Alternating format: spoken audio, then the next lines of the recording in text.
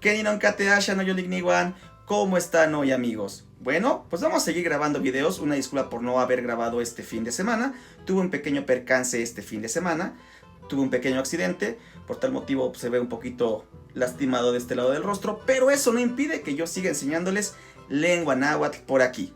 Bueno, el día de hoy me gustaría enseñarles la siguiente frase, que es Ashankema, Ashankema, Ashankema. Ahora sí. Esta frase la escuchaba mucho de las personas mayores, Ashankema, o también escucharla como Ashkankema. Y esto lo utilizaban para decir que algo ya estaba bien.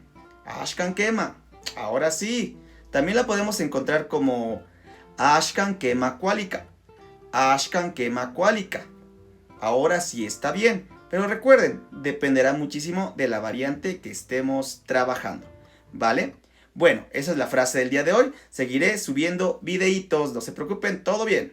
Onkati Mamati. Ahí nos vemos.